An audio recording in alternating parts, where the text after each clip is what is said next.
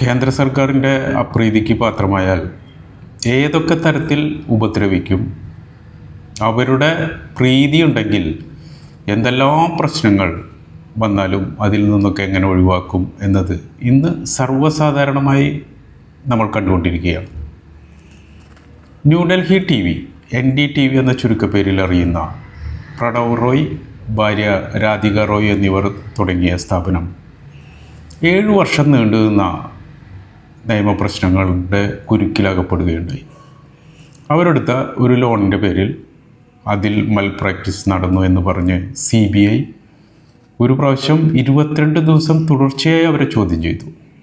മറുവശത്ത് ED, enforcement directorate അവരെ പരിശോധന നടത്തി വളരെയധികം ബുദ്ധിമുട്ടിച്ചു. ഈ സ്ഥാപനം ഇതിൻ്റെ പേരിൽ ഇവർക്ക് അദാനിക്ക് കൈമാറേണ്ടി വന്നു. ഇവരെടുത്ത ലോണിൻ്റെ തുക, അതും അതിൻ്റെ മദർ കമ്പനിയായിട്ട് ഡീലിങ്സ് ഉള്ളത് അദാനിയായിരിക്കുകയും ഇവരെടുത്ത ലോണിൻ്റെ തുക, സ്ഥാപനം എടുത്തിട്ടുണ്ടല്ലോ, ആ ലോണിൻ്റെ തുക മുഴുവൻ ഷെയറായിട്ട് ഈ കമ്പനിയിൽ മാറ്റുക എന്നുള്ള ഒരു വകുപ്പുണ്ടാക്കി അദാനിക്ക് ഈ കമ്പനിയിൽ ഷെയർ കൂടുതലായി അദാനിക്ക് ട്രാൻസ്ഫർ ചെയ്തു. പിന്നെ ബാക്കി ഷെയർ കൂടിയെടുത്ത് അദാനി ഇത് സ്വന്തമാക്കേണ്ടത്. അങ്ങനെ സ്വന്തമാക്കി അദാനിക്ക് കൊടുക്കാൻ ഇവർ നിർബന്ധിതരായി തീർന്നു. ഇതിൻ്റെ പേരിൽ അത്രയധികം സമ്മർദ്ദം, സാമ്പത്തിക ഞെരുക്കങ്ങൾ, പരിശോധനകൾ, തുടർച്ചയായ ഹറാസ്മെൻറ്റ്, ഇതിൻ്റെ എല്ലാം പേരിൽ സ്ഥാപനം അദാനിക്ക് എടുക്കാൻ പറ്റി.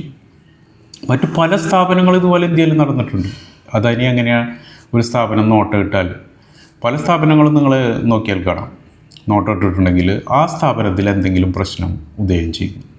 അത് റീഡാവാം, മറ്റു പ്രശ്നങ്ങളാവും. അതിനുശേഷം അദാനി ആ സ്ഥാപനം കൈക്കലാക്കും. ഇത് പല കാര്യത്തിലും ചെയ്തിട്ടുണ്ട്. ഇപ്പോൾ ഈ 7 വർഷം നിരന്തരമായ ഇത്തരം പ്രശ്നങ്ങൾ ഉണ്ടായതിനു ശേഷം CBI കോടതിയിൽ റിപ്പോർട്ട് കൊടുത്തിരിക്കുന്നു, ഇവർ നിരപരാധികൾ, യാതൊരു തരത്തിലും ഇവരുടെ പേരിൽ ഒരു പ്രശ്നങ്ങളും ഇല്ലയെന്ന് പറഞ്ഞു. അപ്പോൾ ഇവർക്ക് വന്ന നഷ്ടങ്ങളോ, വളരെ മാന്യമായി പത്രപ്രവർത്തനമല്ല മീഡിയ നടത്തിയിരുന്ന ഇവർ ബലിയാടുകളായി മാറി. കംപ്ലീറ്റ് ഇവർക്ക് നഷ്ടം വന്നു, സ്ഥാപനം പോയി. ഇപ്പോൾ പറയുന്നവർ നിരപരാധികൾ, അവരെ വലിയ കേസില്ല എന്ന് പറഞ്ഞാൽ കേസ് അവസാനിപ്പിക്കുന്നതായി CBI കോടതിയെ അറിയിച്ചു.